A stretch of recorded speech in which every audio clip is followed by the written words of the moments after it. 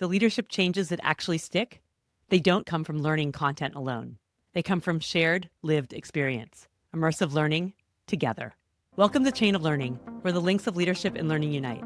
This is your connection for actionable strategies and practices to empower you to build a people-centered learning culture, get results, and expand your impact so that you and your team can leave a lasting legacy. I'm your host and fellow learning enthusiast, Katie Anderson.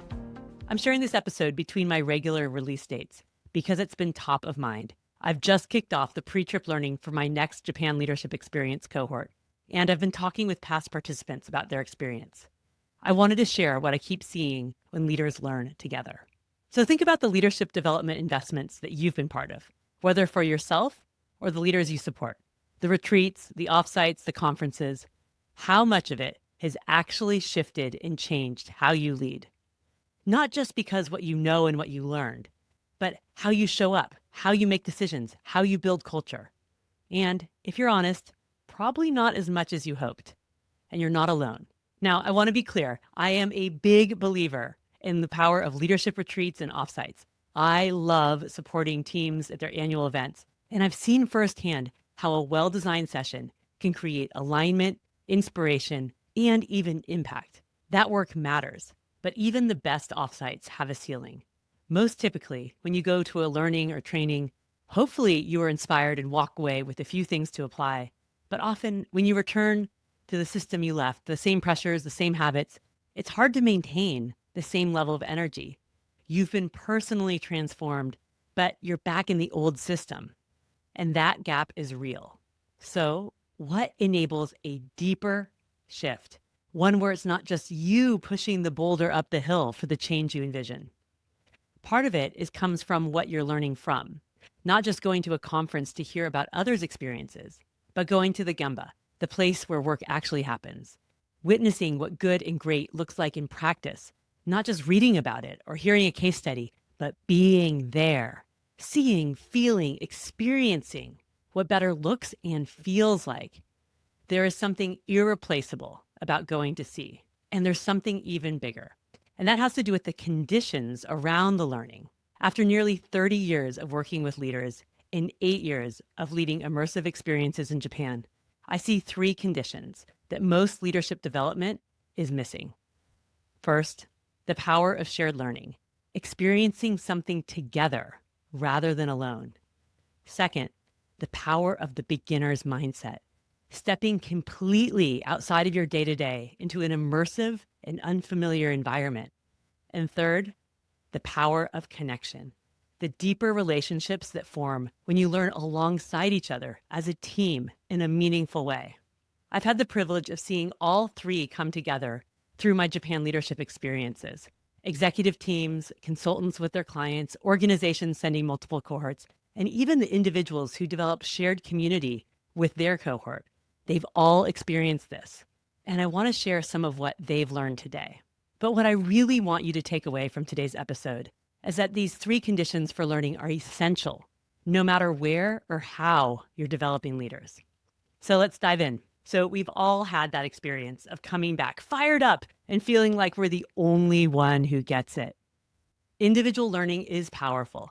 And nearly every leader who's joined my Japan leadership experience tells me that their credibility has increased because they've been to the source, that they have new context for how to frame principles, and that they can share what they've seen. But here's the thing I've observed and experienced. It's a fundamentally different dynamic when you have others who see it beside you, who learn beside you and with you. And that's when your learning goes from credibility to collaboration, from leading alone to moving together. I often have intact teams of executives from healthcare, manufacturing, biotech, you name it, join my Japan leadership experience. And what they all tell me again and again is that it didn't just accelerate their individual growth and impact. Their shared experience brought them together in a way that nothing before had. Jim, a healthcare COO, brought 3 of his senior leaders, including their CEO, to join me in Japan 2 years ago. His goal was alignment. But not just intellectual alignment, but real alignment about what and why they were leading their transformation. He wanted his whole executive team to really understand both the methodology and the people first philosophy, not as an abstract concept, but as something real and tangible. And that's exactly what happened. He recently told me that the experience in Japan brought the methodology, the tools, the practices down to earth and made it real and tangible, especially for those who'd been a little bit more skeptical. Seeing it, touching it, feeling it together gave them a frame of reference that they hadn't had before, and it accelerated the transformation he was leading. The power of their shared experience wasn't just a one and done. And it's been almost 2.5 years now, and they still talk about it, still text each other about it and the memories and the insights. They use visuals from what they saw. He said the Japan leadership experience moved them down the field in their transformation and paved the way for the strategy deployment, leadership rounding, visual management, everything that they were trying to do from a leadership perspective in the organization. They got it in a way they hadn't before. They really started living and embodying the leadership that underlies the tools and practices. From the head to the heart, that's the shift. From the head to the heart. You can share books and podcasts and data and case studies all day long, and it can make sense logically, but it often stays in the head as an intellectual concept. When you experience something together, when you see it, feel it, reflect on it side by side, it drops into the heart. And that's where conviction lives, where revitalization is born. And you really can't create that in a conference room in the same way. And I see this pattern again and again with the executives and teams that join me in Japan. Back in episode 25, Keisha Kelly and Amy Chomonton talked about the impact the Japan leadership experience had on their individual and collective leadership after they joined me with their COO and 2 external coaches. The concept of 1,000% conviction in serious leadership, one of the biggest takeaways from our trip, became their common language back at work. And they shared that they use it constantly. They challenge each other with it, and it shows up in the leadership of their most important initiatives and strategies. Amy said it all comes back to every piece in our work. And Keisha said something that really stayed with me, that she enjoyed a new freedom since coming back from Japan. She was able to let go of trying to solve every problem herself, what I often call the doer trap, and instead focus on building the capability of her team. And because she had colleagues, other senior executives beside her, who had developed the same conviction about what needed to change for them as leaders and for their system, she didn't feel alone in it. And that's the power of shared learning, shared experience. It's not just that people individually learn more, it's that the learning becomes exponential through common language, common conviction, common experience. Shared learning creates shared leadership. Now, if you're a consultant or an internal change leader, I want to name a pattern I keep seeing as well. Brad Toussaint, who you can hear on episode 20, was one of Keisha and Amy's external coaches who joined us. And for those of you who listened to that episode, know Brad was my boss in my first continuous improvement role 20 years ago. Brad first joined the Japan leadership experience as an individual to learn and experience for himself. And it was so powerful that a year later, he brought Keisha, Amy, their COO, and another consulting colleague. He said that the impact of having them learn together as a leadership and coaching team was so transformative in the impact they were able to have collectively when they returned, that he's now coming back in this upcoming cohort with another intact team of 6 C-suite executives from a healthcare system he's working with. Why?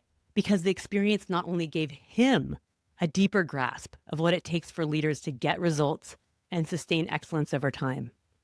The experience of being together with clients in Japan helped him help his clients really get it in a way that accelerated their progress. And he's not the only one who's shared this. Himanshu Raj, a consultant from India who works with clients in the apparel industry, encouraged one of his clients, a group of 5 senior leaders, including their chairman, new CEO, and senior site leaders, to invest in the Japan leadership experience because he knew they needed to see what good really looks like together. And the impact of them being together, coach and leadership team side by side, meant that when they returned, Himanshu wasn't just translating concepts for them, they'd seen it together. As he told me, when I say something now, I'm more confident because I've seen it, and his clients have seen it too. And Joseph Prochaska, like Brad, joined individually first for his own learning and was so changed that he brought 2 of his clients on a trip a year later. You can hear Joseph share the impact that he had personally and with his clients in episode 48. So if you're a consultant coach, or an internal change leader listening to this. Think about the transformation you're seeking to enable for your clients or leadership team. This experience isn't just about your own development, though that matters, of course. It's about what becomes possible when you and the leaders you support share this experience together. The second condition is about what happens when you can truly see with fresh eyes, what the Japanese call shoshin, a beginner's mind. I explored the power of the beginner's mind in detail just in the last episode, 67, when talking about what being a lifelong learner really means. A beginner's mind is about letting go of your expertise, your preconceptions, being genuinely open and curious.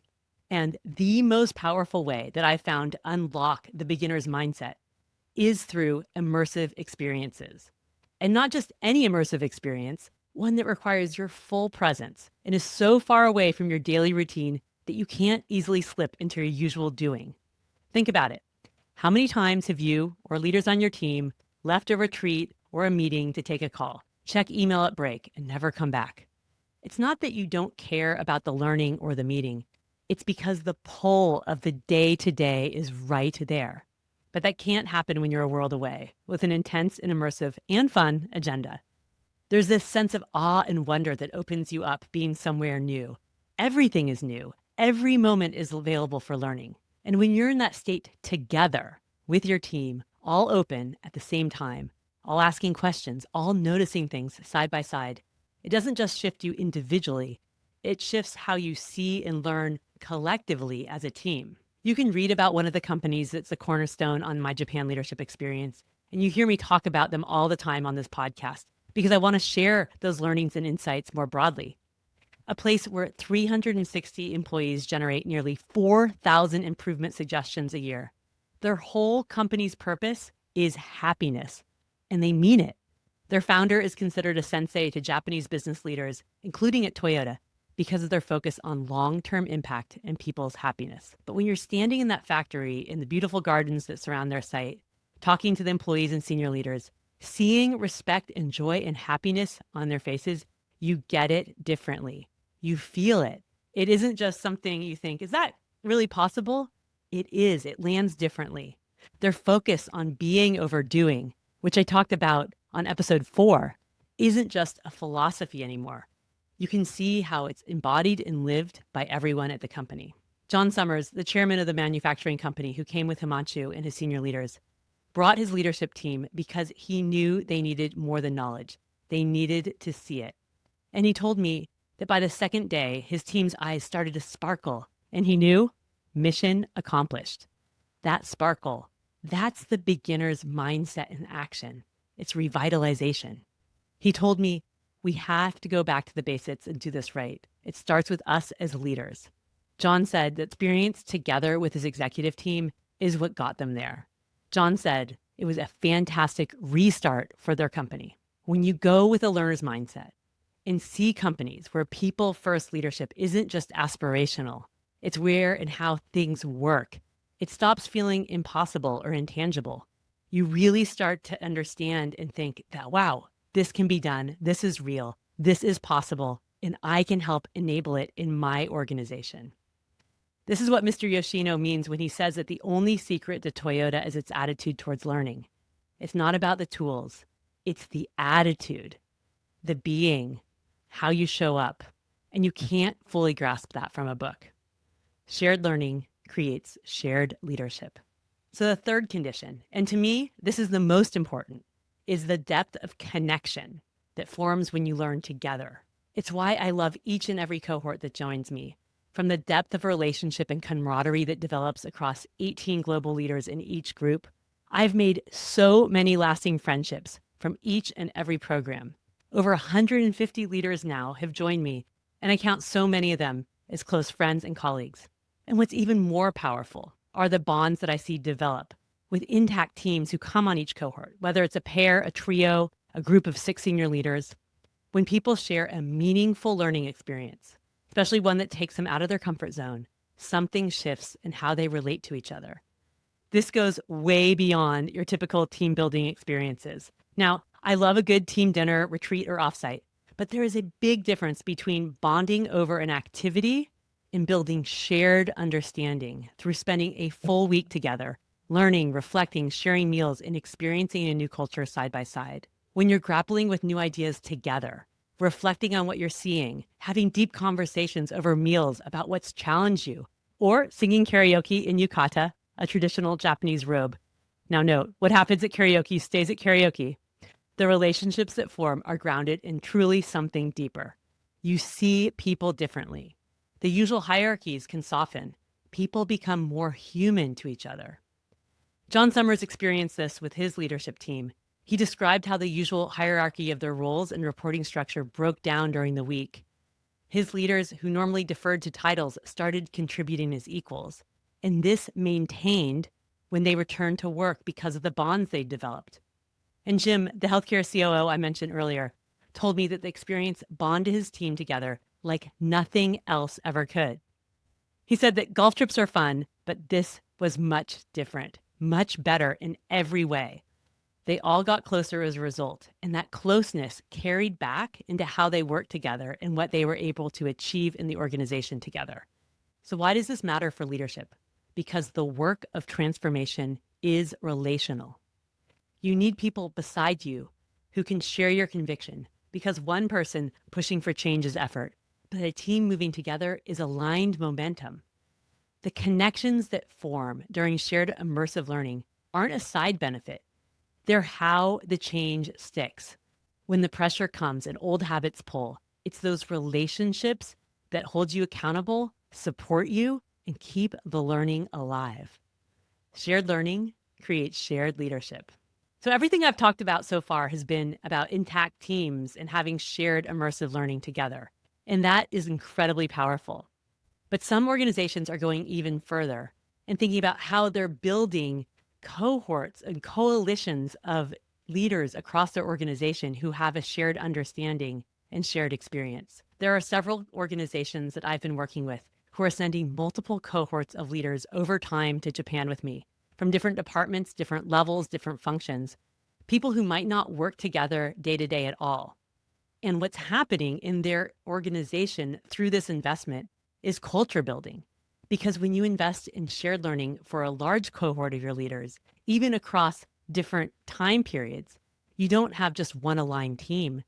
You're creating a network of people across the organization who share the same language, the same depth of understanding, the same conviction, and developing relationships that they might not have had the opportunity to do so without having that shared experience together.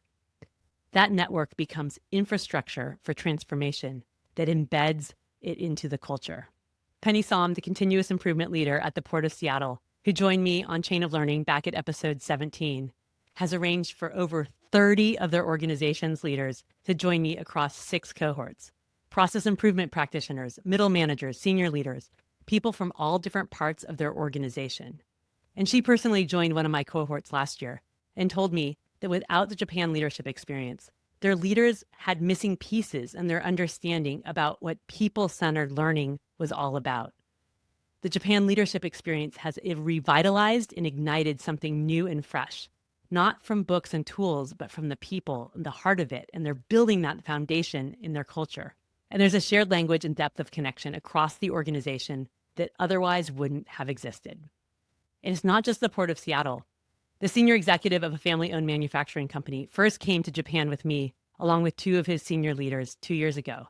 And he said that the experience crystallized his vision for the culture he wants to create. And he's since invested in sending multiple cohorts of leaders and emerging leaders on 4 additional trips. And the learning just compounds across their organization.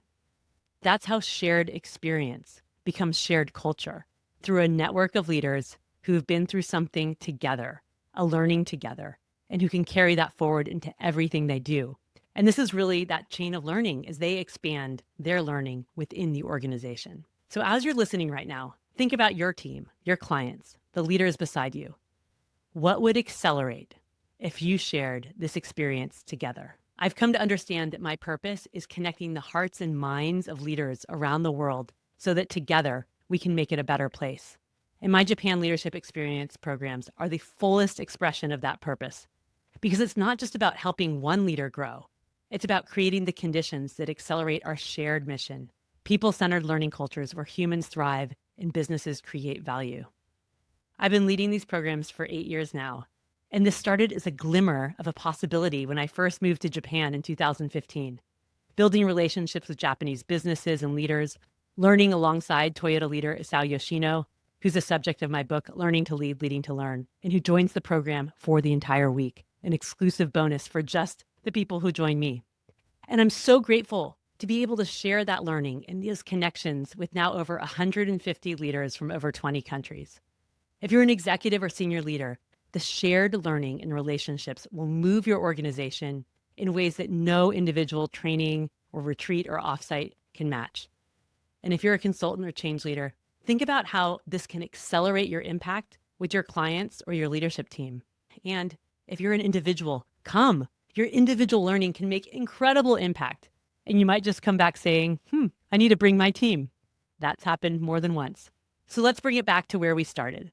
The deepest leadership changes I've seen, the ones that actually stick, don't come from better content or even smarter strategies. They come from the conditions around the learning and then the application after. Shared learning, a beginner's mindset, and deep connections that form when you experience something meaningful together. That's when learning moves from the head to the heart. Shared learning creates shared leadership, an exponential impact. This is our chain of learning. So as you reflect on this episode, think about your own learning experiences, not just what you've learned, but how you've learned it, who's beside you, and how you've created impact together.